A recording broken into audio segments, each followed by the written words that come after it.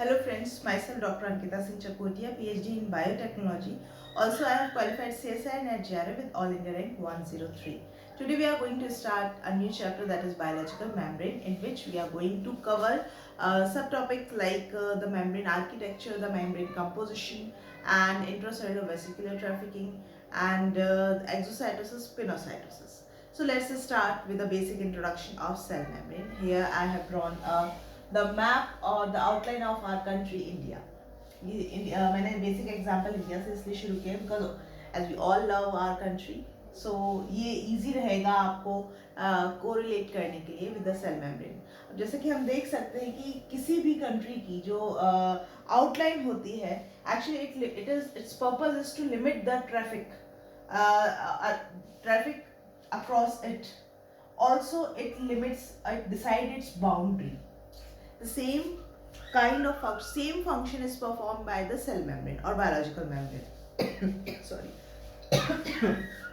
Same function is performed by the biological membrane, because again a biological membrane limit the or regulate the traffic of molecule across a cell, across the boundary of the cell. Also it decide its boundary कि भाई क्या बाहर जाएगा, क्या अंदर जाएगा और कितनी बड़ी सेल रहेगी, ये सब इस सेल मेम्ब्रेन के ऊपर ही निर्भर रहता है.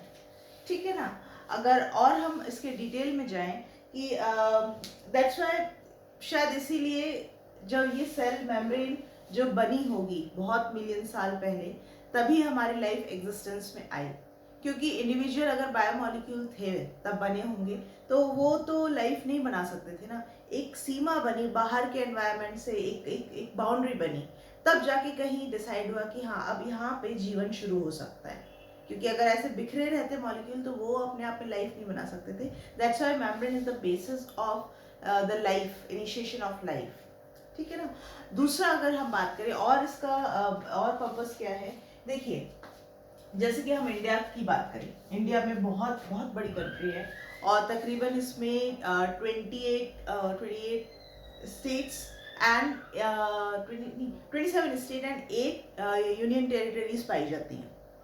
ऐसा इसलिए हुआ, इसको हम एकजुट भी रख सकते थे कि भाई सारी जनता कहीं भी आती जाती, कोई दिक्कत नहीं. वैसे अभी भी कोई ऐसा पाबंदियां नहीं है हमारे देश में, हम बहुत लकी हैं कि हम इंडिया को बिलोंग करते हैं, तो ऐसी कोई पाबंदियां नहीं है, हर कोई कहीं भी जा सकता है. लेकिन फिर भी ऑन द बेसिस ऑफ भाषा, on the basis of culture, इसको डिवाइड किया गया डिफरेंट स्टेट्स में. जैसे कि यहाँ केरला है, तमिलनाडु है, आंध्र प्रदेश है, यहाँ पूरा महाराष्ट्र, गुजरात, एमपी. ठीक है ना. इस तरह से करते करते तमाम उनमें बांटा गया states and union territory, so that administrative work को इजीली हो पाए. और हर एक स्टेट की अपनी एक खासियत है. जैसे कि यहाँ पे दिल्ली है, यहाँ छोटा सा दिल्ली है, वो सेंट्रल गवर्नमेंट के लिए मतलब रूलिंग केंद्र कहलाता है. यहाँ पे दिल्ली का काम मतलब मेन यही है कि यहाँ से सारा पूरा इंडिया यहीं से रेगुलेट किया जाता है एक प्रकार से देखा जाए तो. ठीक है. अब यहाँ एमपी है, एमपी का अलग फंक्शन है, इस तरह से तमिलनाडु का एक अलग फंक्शन है. तो हर एक स्टेट का भी अपना एक इंडिविजुअल फंक्शन है. सेम सेल ने भी क्या किया, सेल ने भी यही किया कि भाई अब क्योंकि कॉम्प्लेक्सिटी इवोल्यूशन के साथ बढ़ रही थी, तो इसने भी क्या किया कि भाई मैं तो अपना और मेम्ब्रेन और मुझे इतना काम एक साथ नहीं हो पा रहा, तो मैं अपने कंपार्टमेंट्स बनाऊंगी. जैसे कि बड़े से ऑफिस में होता है या किसी स्टेट में, इंडिया का मैंने एग्जांपल दिया, तो कहा कि भाई जो न्यूक्लियस में बनाऊंगी सो दैट ये डीएनए कैरी कर पाए. इससे जुड़ा हुआ मैंने एक एंडोप्लाज्मिक रेटिकुलम बनाया, वो भी मेम्ब्रेन बाउंड था. वहाँ पे मेनली आपका प्रोटीन सिंथेसिस होगा और लिपिड सिंथेसिस वगैरह होगा. फिर गोल्गी कॉम्प्लेक्स बनाया जहाँ पे ग्लाइकोसाइलेशन हो पाए. माइटोकॉन्ड्रिया बनाया सो दैट आपका एनर्जी पावर मतलब एनर्जी प्रोडक्शन हो पाए. क्लोरोप्लास्ट बना दिया जिससे कि आपका फोटोसिंथेसिस हो पाए इन प्लांट्स. तो ये करते करते इतना सारा सेल के पास काम था ना, तो उसने अपने खुद के अंदर छोटे छोटे ऑफिस टाइप बना लिए, जो कि अगेन मेम्ब्रेन बाउंड थे. कोई डबल लेयर था, कोई सिंगल लेयर था. तो इस तरह से बायोलॉजिकल मेम्ब्रेन का भी इवोल्यूशन मतलब कि और इसका इवोल्यूशन हुआ, अलग अलग तरह से इसका फंक्शन डिफरेंट वेरिएशन आया. बट मेन जो है इन मेन पर्पस यही है कि to regulate the traffic of molecule, क्योंकि अगर यहाँ भी हम देखें तो ये ऐसा नहीं है कि साइटोप्लाज्म में जो भी चीज़ें हैं वो इजीली हर एक ऑर्गेनेल में आना जाना उनका लगा रहता है, ये भी उनकी परिधि को या उसकी रेंज को डिसाइड करती है। ठीक है, so this is about the basic introduction and the purpose of the membrane. Now moving toward the architecture and composition. देखिए मेम्ब्रेन हमें मालूम है कि lipid, number one lipid molecule से बनती है, तभी बहुत ही फ्लेक्सिबल होती है। ठीक है, फ्लेक्सिबल होती है एंड एबिलिटी होती है इसमें रीसीलिंग की। अगर यहाँ से कहीं ब्रेक भी हो जाए ना तो ये वापस से अपने आप को रीसील कर लेती है, रीसील। दूसरा होता है इसमें प्रोटीन। प्रोटीन या तो धसे हुए मतलब इंटीग्रल रहते हैं, यहाँ पे स्पैन फॉर्म में पाए जाते हैं, प्रोटीन्स होते हैं। And third one is carbohydrate. तो ये कार्बोहाइड्रेट डायरेक्टली नहीं पाए जाते हैं, या तो प्रोटीन से अटैच रहते हैं या फिर लिपिड से अटैच रहते हैं। अगर प्रोटीन से अटैच रहते हैं तो यहाँ पे या तो ये एन लिंक्ड या फिर ओ लिंक्ड ग्लाइकोस मतलब ओ लिंक बॉन्ड से अटैच रहेंगे। एन लिंक्ड होंगे तो प्रोटीन के एस्पर्जन का में काम बढ़ जाता है, क्योंकि एस्पर्जन के द्वारा ही एन लिंक्ड होता है। और ओ लिंक में सेरिन एंड थ्रियोनिन, ठीक है, थ्रियोनिन इनका मेन काम होता है ओ लिंक बनाने में। लिपिड्स की बात करें तो लिपिड्स में मेनली आपका एक तो स्फिंगोलिपिड होता है, स्फिंगोलिपिड, एक फॉस्फोग्लिसराइड भी होते हैं, phosphoglyceride. And other than this एक और कैटेगरी मैंने आप लोगों को डिस्कस की थी, दैट इज गैलेक्टोलिपिड। गैलेक्टोलिपिड जो कि मेनली प्लांट्स में ही पाया जाता है। एंड सल्फोलिपिड, सल्फोलिपिड्स। इस तरह से ये कार्बोहाइड्रेट प्रेजेंट रहता है with in the membrane. Membrane के अंदर नहीं, हाँ, लेकिन अटैच फॉर्म में जरूर रहता है। ठीक है, तो ये मेजर बायोमॉलिक्यूल हैं जो कि कंपोजिशन इसका बना रहे होते हैं। अगर हम बात करें हाँ कि कहाँ कौन सा, देखिए it is totally the distribution of these biomolecule is totally asymmetric. ऐसा नहीं है कि बाहर वाली मेम्ब्रेन में इतना कोई अगर डबल लेयर्ड ऑर्गेनेल है तो बाहर वाली मेम्ब्रेन में अगर फिक्स है तो फिक्स अमाउंट ऑफ लिपिड ही रहेगा। Lipid itself of different wide variety मैंने आप लोगों के साथ डिस्कस की है लिपिड वाले चैप्टर में। एंड सिमिलरली प्रोटीन्स भी बहुत अलग अलग तरह के होते हैं, तो एसिमेट्रिक डिस्ट्रीब्यूशन होता है।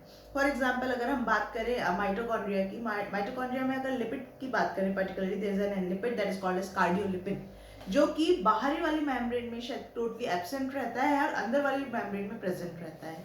सिमिलरली नर्व सेल्स की बात करें तो दे कंटेन लिपिड ज़्यादा होगा उसमें एंड प्रोटीन कम होगा। तो ये डिस्ट्रीब्यूशन है on the basis of type of cell और क्या सेल परफॉर्म करेगी फंक्शन, इस तरह से इसका डिस्ट्रीब्यूशन रहता है। ठीक है, अब बात आगे तो ये तो हमने कवर किया इसका कंपोजिशन। अब हम बात करेंगे थोड़ा सा हिस्ट्री की तरफ भी, अगर हम बात कर लें कि कैसे सेल की खोज हुई और सेल मेम्ब्रेन कहाँ से, किसने नाम दिया, क्या क्या इसके पीछे हिस्ट्री है। सबसे पहले अगर हम बात करें सेल की तो रॉबर्ट हुक हमारे दिमाग में सबसे पहले क्लिक करने चाहिए, क्योंकि यही थे फादर ऑफ सेल कह लीजिए साइटोलॉजी, जिन्होंने सबसे पहले सेल को खोजा। क्योंकि एक ये कॉक का स्लाइस देख रहे थे माइक्रोस्कोप में, इन्होंने देखा कि हनीकॉम्ब जैसा स्ट्रक्चर है, that individual unit of honeycomb को इन्होंने कहा कि ये तो सेल है। ठीक है, 1965 एग्जैक्ट 5 साल बाद इन्हें फिर लगा कि फिर से कुछ ना कुछ ऑब्जर्व किया जाए माइक्रोस्कोप में, बहुत दिन हो गए कुछ किया नहीं एक्सपेरिमेंट। तो फंगस, ये पीस ऑफ फंगस लेके शुरू कर दिए लाइट माइक्रोस्कोप में देखने के लिए। वहां भी इन्हें इस तरह का कुछ संरचना दिखी, उसे नाम दे दिया इन्होंने सेल्यूला। ज्यादातर सेल यूज होता है बट सेल्यूला भी नाम दिया है इन्होंने। फिर अगर बात करें 1855 में क्या हुआ, 1855 में कार्ल नागेल या क्रैमर थे, इन्होंने सेल मेम्ब्रेन टर्म दिया। उसके बाद cell membrane is made up of bilayer of lipid. 2 scientist आए, सर गॉटर एंड ग्रेंडल, 1920 में। ठीक है ना, 1920 में मतलब 20वीं शताब्दी के शुरुआत में 1920 में इन दोनों ने कहा कि भाई मेम्ब्रेन होती है, बिल्कुल सही है, और ये बाइलेयर ऑफ लिपिड से बनती है। ये बहुत बड़ी बात थी वैसे अपने आप में, क्योंकि ये कई बार डिस्कवरीज होती हैं, फिर उनके बहुत मॉडिफिकेशन होते हैं, तब जाके कहीं पुष्टि होती है। बट इन्होंने पहले अटेम्प्ट में ही कह दिया कि भाई हाँ ये बाइलेयर ऑफ लिपिड, बाकी तो कुछ होगा ही, लेकिन बाइलेयर ऑफ लिपिड जरूर पाया जाता है। ठीक है, फिर डेवसन एंड डेनिली आए, उन्होंने कहा कि भाई कुछ प्रोटीन भी पाई जाती है, ठीक है।